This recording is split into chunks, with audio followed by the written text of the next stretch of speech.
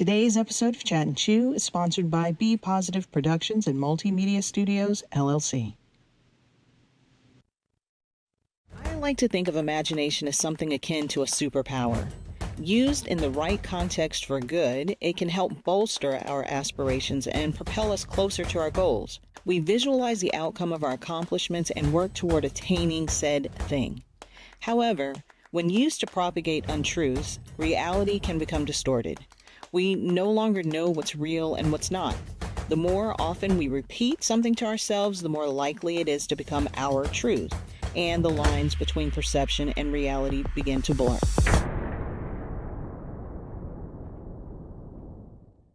And that, ladies and gentlemen, is a wrap.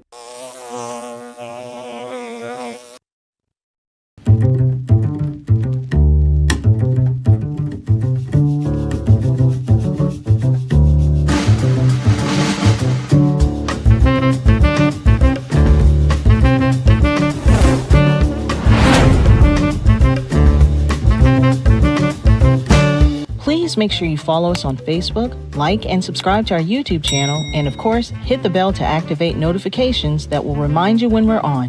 Please be sure to leave us a comment to let us know how we're doing. We'd love to hear from you.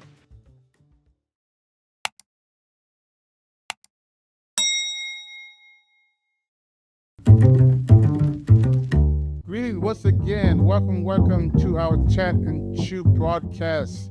Super excited today. Glad you could visit us. We welcome you again to our Facebook friends. Please go out to our Facebook page and share it and like and tell us what we're doing. And if you like it or not, to our YouTube page, please ring that little bell and let us know that you are watching. And we encourage your feedback on our broadcast. My name is Dr. Glen Warren, and in the studio today, I'm happy to have Apostle Everton Harris. Welcome, sir. Thank you, sir. Glad to be here. Good. I am super excited, man. I got to meet you through a friend of mine, I don't know, about a month and a half, maybe a little less than a month and a half ago. And I'm excited about the work that you're doing in the community, and we're going to talk about some of those things today. But before we get into that, I want to find out, who is Apostle Everton Harris? Okay, Apostle Everton Harris. I am a native of Trenton, New Jersey. Oh, really? All the way from Trenton, New How did you get way down here in North Carolina? I hope nobody get mad, but I got here by way of Shaw University. Oh, no. No. You say that, man. You can't. You got to respect your roots. You got to respect your roots. All right. Well, you know what? I have one better. We got here because I wasn't saying all. Yeah. So we're talking about another day. What year did you come to Shaw? I came to Shaw in 2010. Oh, okay, cool. Yes. Wow. So I came here and was here for a little bit, then started a church, and then went through a transition, went back home, and then came back again. So here I am, and wow. Now looking forward to going back to Jersey. Oh, really? Raleigh, North Carolina, become my home. Hometown. It's my home now. Wow. What's in North Carolina that you like better than Jersey? The weather. The what? No snow, nothing like that. No ice, no that stuff. So the weather. Yeah. How long did you live in Jersey? Were you born and raised in Jersey? Born and raised. So I lived there until I was 19, and then came down here, and then went back and came back. Wow. Yeah. So I went to St. Aug in 1976. Wow. To 1980. Okay. Yeah. So, but it's been many moons ago. But yeah, Shaw was. I like Shaw. We had a good time at Shaw. Anyway, so how did you end up in Raleigh? I know you went to Shaw, but what made you decide to settle in Raleigh to start a church? After much prayer and fasting, I knew that there was a call for me to be here. And so I knew that's why I got settled here in Raleigh, North Carolina. And my leader at the time, he was like, yeah, this is definitely where God wants you to be. After we prayed about it, he was like, this is definitely where God wants you to be. And so that's how I'm here. Wow. So you, this is the first time you were pastor when you came to North Carolina? Yes. Oh, okay. Yes. And so we got established in 2011, and we went through a transition. We closed in 2013, reopened back in 2015, and been here ever since. Wow. What size is your congregation? We are a small church. Gotcha. Small church, but it's not about the numbers, like the quality. What did y'all do with COVID? What did y'all do when? So with COVID was interesting. COVID, as everybody else was shutting down and everybody else was, not having church, we still had church outside. Okay.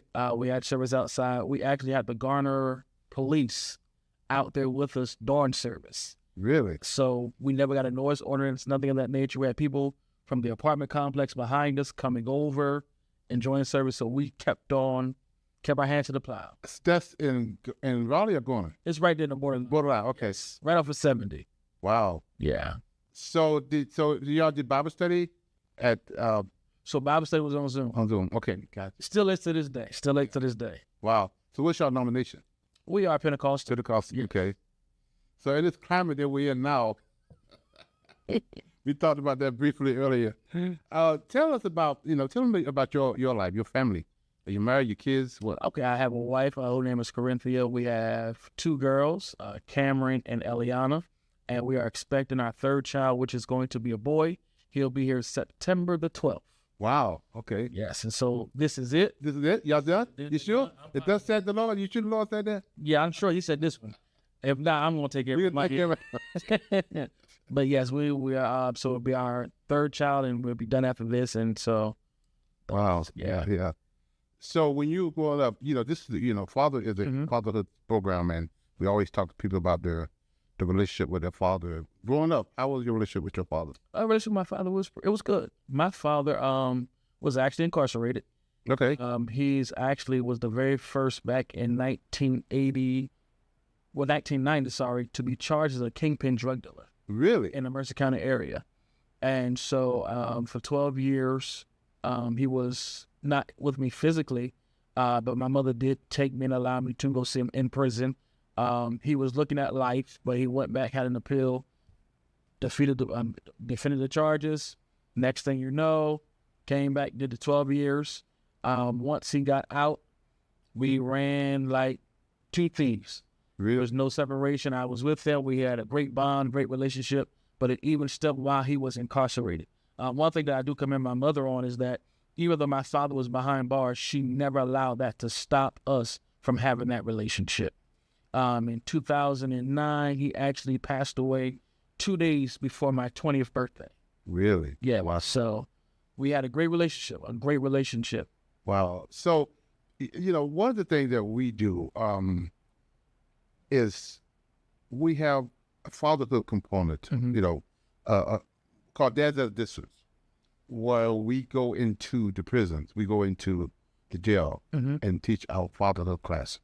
And one of the things I want to teach the men, especially while they're incarcerated, that's why we call it Dads at a Distance. And our textbook actually is, people donate our textbook, I Am a Father Forever. And we have access to over 1,500 facilities. And they take our book and they assimilate it through different prisons. Those prisons then, some prisons facility have a library. They put that book in the library and prisoners check them out. Some of them go straight to the inmates. So we had this thing called reverse book signing, where we get people to donate the book. Normally, if I write the book, you donate the book, or give the book, I sign the book and give it back to you. But our reverse book signing is just kind of the opposite way. You donate the book, you put a nice note in the book, and we give that to one of our partners who distribute this book to over 1,500 facilities in the United States. About probably several months ago now, we got a call from a prison in Texas, because when they give the books to the prisoners, they send Bibles, other Christian. I don't know exactly how they choose what book they choose, but they chose our book to assimilate. They don't pay for it, but they chose our book. So our book ended up in that box that went to that prison, and that prison, the chaplain opened up the book, the Bible, the box, and saw that book, our book, and called me right away and said, "Hey, can I get more of these books?" Wow. So we go to one of our partners, and they gave us some money, and we sent 25 books to him. They are now using that book as a parenting program while they're incarcerated. And they put that book in the library, if guys check them out. And now they've created a group of men, and they use that book as a textbook, because that's what it's written for. But it's interesting that your mother was so involved in wanting to make that relationship so tight. And unfortunately, we don't have that a lot with a lot of family members. It's true. Statistics says that after about 2 years, even the family members stop writing their loved ones in prison. Right. Kind of like out of sight, out of mind. Yeah. And so what I love to hear testimonies like this, because I really think people need to understand that, these fathers are still fathers. Right. Yet they're incarcerated, but they are still dads. And how can we get that message to them to help them be the best that they could be while incarcerated? And when they get out, they can hit the ground running and kind of restore some of the relationship. How did you feel when you went to that prison every day and how often you went and saw your father? So we went at least 3 times out of the month. Wow. As a child, not have a full understanding, you're like, okay, what's going on here? Like, you think like daddy's way on vacation. Like, how old were you then?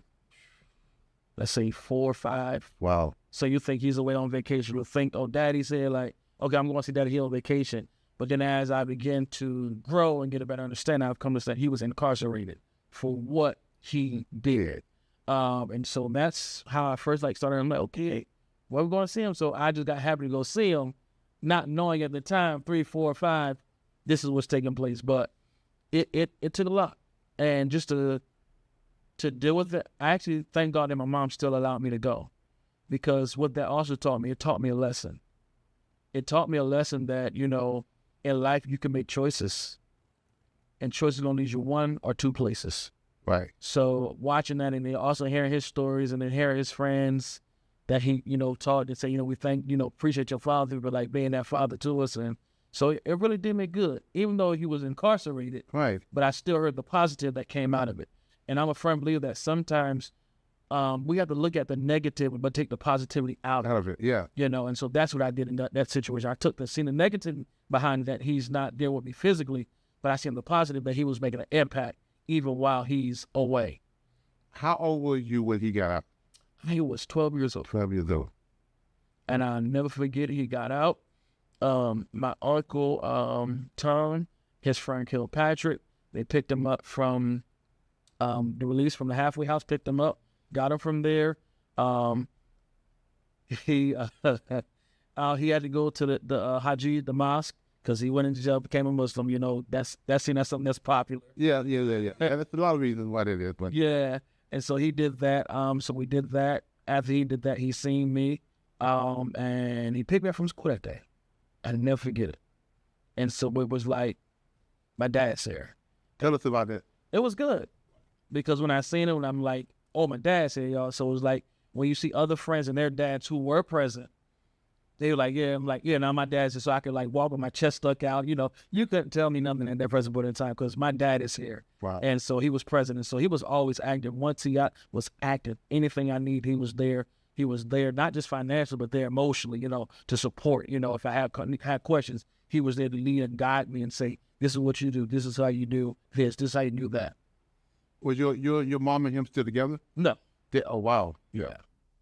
So, and that's why, I commend my mom, because she's a strong woman, and she did what she had to do in that situation, still to let me know who my father was. And she never tried to take away from us having that relationship. Right. So the whole 12 years where he was in prison, your mom and him, I know they weren't together physically, but they're going their separate ways. They're going their separate ways. Wow. Yeah. So the only thing she would do going there was to take you to see your father. Yes. That's powerful. And then sometimes when she couldn't do it, she had my uncle take me. He would take me. It's powerful. That's a testament to your mom. Is she still alive? She's still alive. Man, you tell her that was wonderful. Yeah, she's still alive. I was just with her last week. So yeah, this a lot of we don't hear this testimony often. Again, because they're incarcerated, and we tell the guys when you get out, or while you in there, not when you get out, thank those who taking care of your kids while you was unable. We're not talking about how you got there. But now that you're there, what are you gonna do for the life with your kids? And one of the things is thank the people who taking care of your kids while you can't. There's a statistic that says 600 and I think it's on our website, 627,000 incarcerated fathers have kids under 18, compared to 50,000 moms. Wow. So you're talking about 627,000 fathers have incarcerated who have kids under 18 compared to 50,000. Wow. So you see that disparity as that, but you're talking about over 500,000 fathers compared to 50,000 moms. Yeah. So how do we encourage these fathers? How do we get the message to these fathers that you are still wanted, you're still needed, even though you're incarcerated? And a lot of times when fathers come back to the community and they connect with their families, that is the thing that keep them from reoffending. Mm-hmm. That's the glue. That's like, you know what, I'm not going to go back there, not because I like this crime so much, I think I'm going to get away with it. My relationship to my kids now is so important for me to kind of risk going back to prison by hanging out with the wrong people and hanging out with the wrong thing. And that's amazing. So I know you see a lot of this at being a pastor. Yes.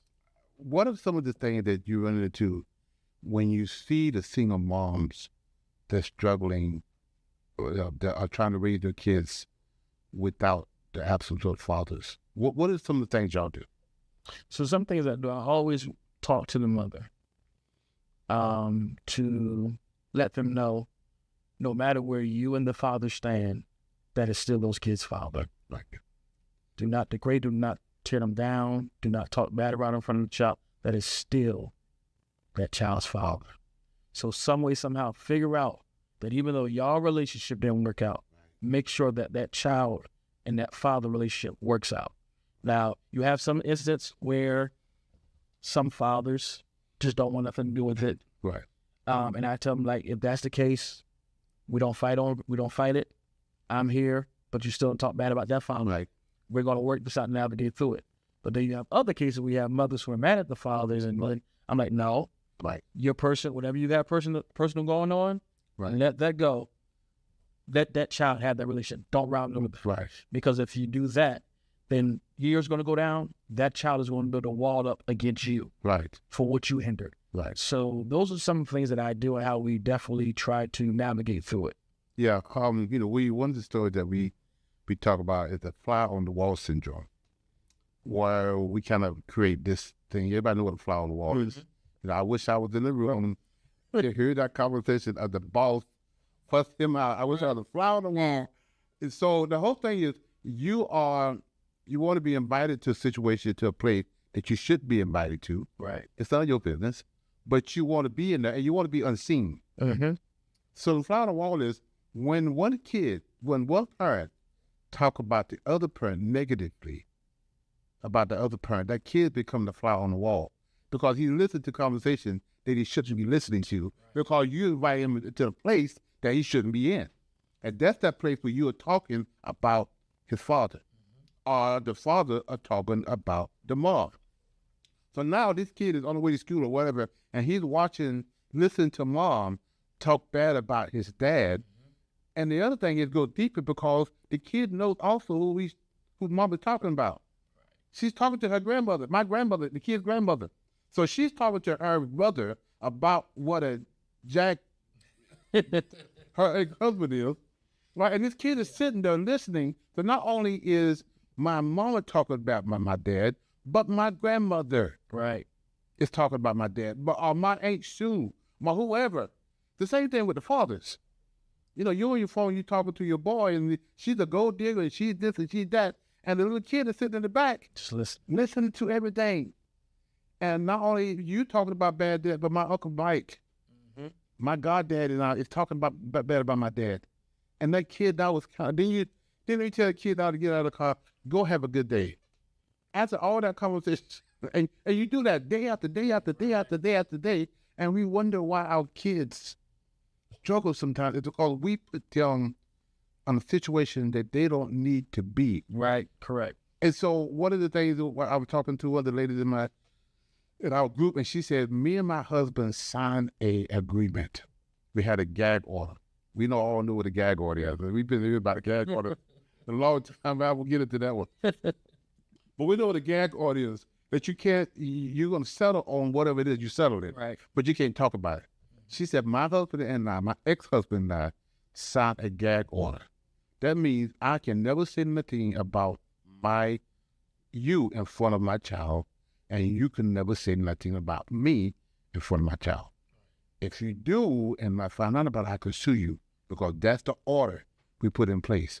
I said, did you talk bad? She said, I talk bad about him all the time. I cuss him out every day, but not in front of my child. She already know that order. She already know that order. Right. So what if every couple, you're divorced, you come and sign that agreement that I'm never going to talk bad about. You know, he may be the guy that he is. I don't like him, you don't like me. We get that. But I'm never going to talk bad about him in front of my child. Mm-hmm. What would that do to our kids? That would do a lot. It would stop bad seeds from being planted. Yes. Not only stop bad seeds from being planted, it would stop these kids from now becoming something that they heard so much about. Exactly. Yeah. So I think that's good, but it shows the level of maturity. Yes. And a lot of couples, when they're going through splits and breakups, and you start to see the immaturity that, like, no, somebody has to be mature here. Right. You know, to walk away and say, no, we're not going to do this. We're not going to do that. You know, right. and then it's not about us, it's about our child. My child. Yeah. That's the key component. Right. But I think people shouldn't do a gag order. And that would, you know, I mean, you have to, I mean, you deal with, I mean, there's so many people divorced in the church as it is in the world. We all know that. I mean, I was a Christian, I got divorced. So divorce is very prevalent in the church, as well as it is, I don't know, statistics now about 55 or 6% of people who get, maybe higher than that, the people who get married now end up divorced. So we know divorce is a major part. Anyway, that's another whole story. but it is. So right. How do we deal with that when that is? Now, I grew up in the country. I know you grew up in Jersey, but did y'all have switches in Jersey? well, that's what You had switches in Jersey? oh, yeah. Yeah. I got beat by a lot. A lot of switches. So my mom was sending us to the woods to get a switch. And that was an art to getting a switch. You didn't get one too big, and you didn't get one too small. You wanted to break, but you wanted your mom. My mom was a big lady, and you know she wanted to get these 2 or 3 hits before the switch break. But you want the switch to break. Right. You don't want that switch to last. So you get one not too small, and then my mom would hit me 2 or 3 times, and then the switch break. Now she's satisfied because she bought some pain. I'm satisfied because I minimized the pain. Instead of getting several latches, I'm gonna get 3 or 4. Right. So the part I always remember, number one, the switch always broke, and the switch always hurt. Hurt, and it broke. The part is when we as parents use the kid to beat the other parent. Wow. It's the kid that's gonna hurt, but it's also the kid that's gonna break. Yeah. And so we're using these kids to beat mom, and mom is using them to beat dad, and the kid is one now it's being hurt and bruised Same time. at the same time. And as you said earlier, bitter, and you just sowed that seed of bitterness in that child's life, and they're gonna grow up mad with their father, but one day resenting you too. Right. And that's what you don't want. Wow. That's something that my mom always told me. I don't want you to resent me for not allowing you to not know your father. And we had no situation where right now somebody's actually gone through that, where the person is resenting his mother because did not allow him to be around his father. And it's pretty hypocritical. You know, you say, but you can't go see your father in jail, but now because I'm older, you marry a man that's in jail. Wow. So now that's pretty much hypocritical. So now it's like that resentment comes in and like, okay, now you took something that I'll never ever be able to get. So let's shift gears a little bit. Let's talk about your church, your vision for the community. What do you want to do, and what are your plans? I heard you told me a little bit about it last week, and I'm very excited about that. Yes, sir. So I pastor Divine Restoration Worship Center. Okay. In Garden, North Carolina, 904A 5th Avenue. Our motto is we're leading people to Christ while restoring hope to their purpose. Okay. It's all about restoration. I'm believing in bringing restoration to them to help them to understand that, yes, you can make mistakes in life, but I'm going to show you how to recover and bounce back from it. That we all make mistakes, but our mistakes are not us. Right. You know, at the end of the day, I see our mistakes as dirt. Right. Because at the end of the day, everybody needs some type of dirt to grow. Yep. I see our mistakes as dirt, and we got some dirt on us. But guess what? It helped us to grow. We are now actually in the process of getting ready to open up our own school, which is going to be called Divine Scholars Preparatory Academy. And our motto is nurturing brilliances while empowering futures. Wow. Our focus is going to be on STEM education as well as business entrepreneurship. And so we're going to be there to help cultivate these kids, to help the leaders that are in them to be birthed. Okay. So we have several things that we want to do. The objective is we're going to first start off with our daycare, then we're going to go from K through 3, and then we're going to every year add a grade on. As we continue to grow, by the time our students get to the 11th grade, my objective is that I want them to have a business plan. Gotcha. Once they have the business plan, I want them to see what their business plan is, and I want them to get incorporated in the state of North Carolina. I want them to open an account for that business, and I actually want them to operate their business while they're in school. So just in case, say for instance, we have a young man whose college is not for him. Gotcha. Because let's tell the truth, college isn't for everybody.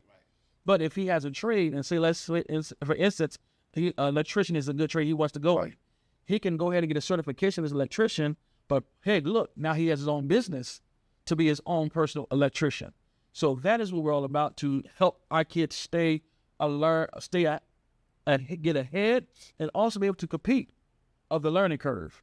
Because we see now over in third world countries that what they're doing is that they have these kids who are multi-millionaires coming out of school. So if they could do it there, why can't we do it here? Is there a model around it like that? Or just something new model you guys are creating? I haven't heard much. Yeah, this is what we're creating in person. This is a vision that God has given me to birth on the inside. And so that's the reason why I am taking this route with it. I believe in it. Because once again, if we look at it, a kid who is in an environment where nothing but drugs selling and everything of that nature, that kid picks up the pen and he does that. Now that kid's going to head down that wrong path. Right. But that's a businessman right there. Right. Exactly. So he's a businessman. So why don't we take that gift that he has from that point of view and say, let's make it so you can do it the right way. So you want to be incarcerated. So let me teach you how to actually run and operate a real legitimate business. So that is something that we want, that we're probably in the process of doing. We're pushing it. I have 9 great board members who are on different fields. We have one who's retired.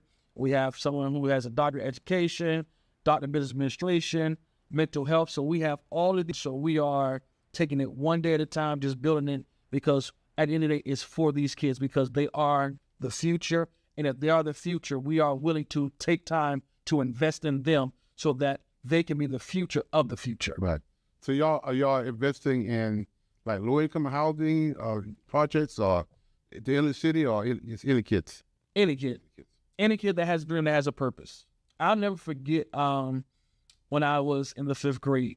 I had a teacher tell me, because I was the kid, I would get work done, and I was happy, and I was just up to doing stuff I had no business doing. Never forget, because I guess she was frustrated, and she said to me, you'll never be good for nothing but a jail number. 5th grade. 5th grade. I never forget that. I could tell you the school I was at. I could tell you where we was at. I still remember to this day. And so when she said that, it's like, hey, that now has become a gas for me. That now I'm going to keep on pushing, because there may be a kid that's like an Everton Harris who's out there, who there's somebody that's giving up on them because they don't know how to handle them. Right. So, man, that's powerful. Tommy Ford. Yes. Everybody know him from Marty. Tell the story. I was a friend of mine's church, Pastor Bishop Spencer, and he had Tommy Ford in for back to school thing. And we was talking to him, and he was, sharing his stories and stuff. And everybody talking to him about having a job. Tommy ain't got no job, and he was making jokes, and he was cracking up. But he tells the story about almost identical what you was. He said His mama sent him to the store to get some groceries. She gave him everything he needed, the list. He gave him a quarter afterwards to buy him some candy. He goes to the store, and a woman sits by the door, and she said, "You are blah, blah, blah, sir. Your daddy ain't nothing, and you ain't gonna be nothing. You just like your no good daddy." Just like, and Thomas said he was so taken back by what she said that he finally went and got the stuff that his mama did, and he forgot all about the candy because the woman looked at me on the way out. She said, "You're gonna be just like your no good daddy. Your mama's struggling, and what your no good daddy doing?" He ran all the way home, cried, fell on his mama's lap, and told his mama that story. She looked at him and said, "Go look in the mirror and say, you see it.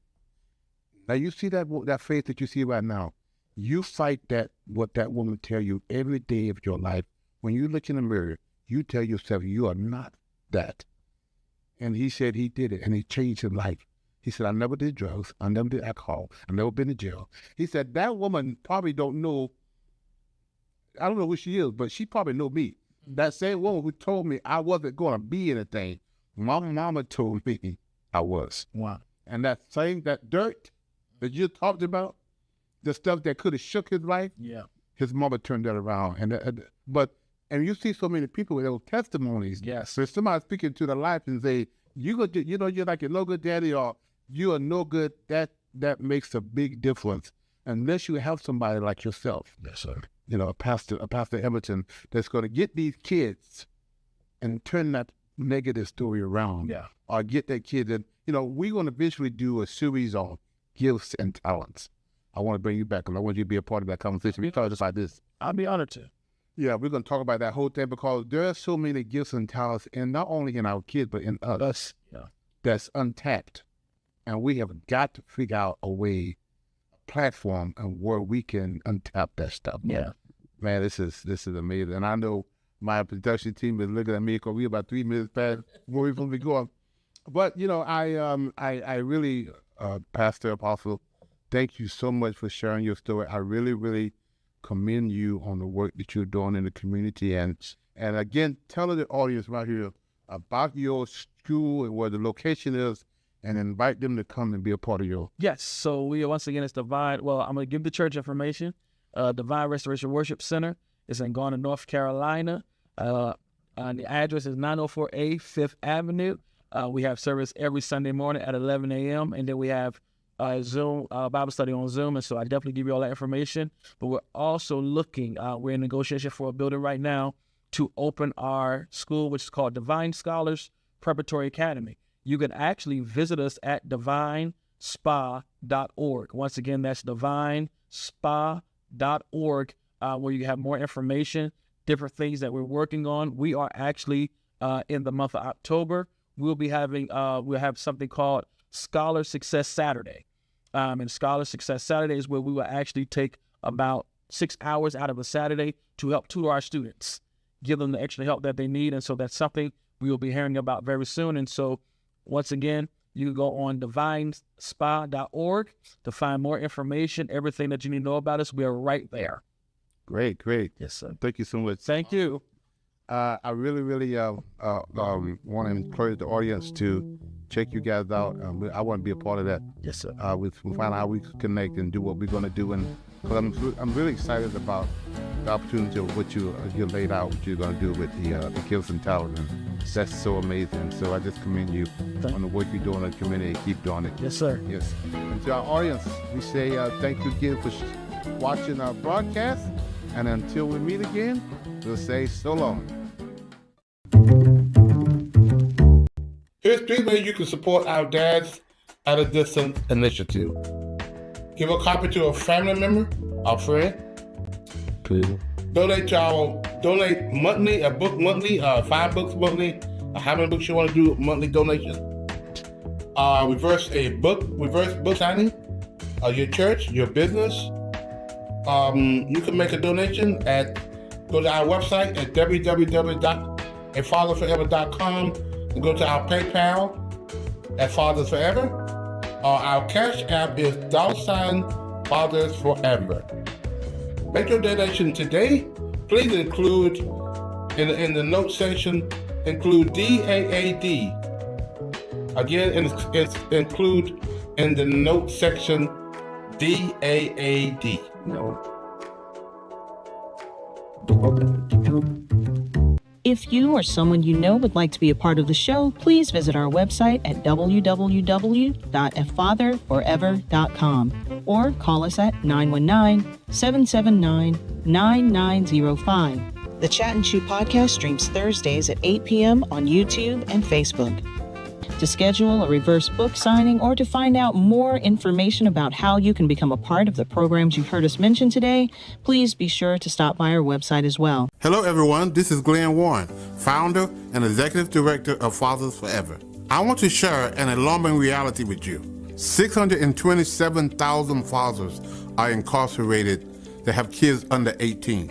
Now, there are 56,000 moms incarcerated who have kids under 18. The reality is there are so many more fathers incarcerated than moms. This is why I Am a Father Forever book exists. Now, I need your help. I am inviting you to help us get this book into as many fathers incarcerated as possible. Here's how it works. For your donation of $22, we will provide a book to an incarcerated father.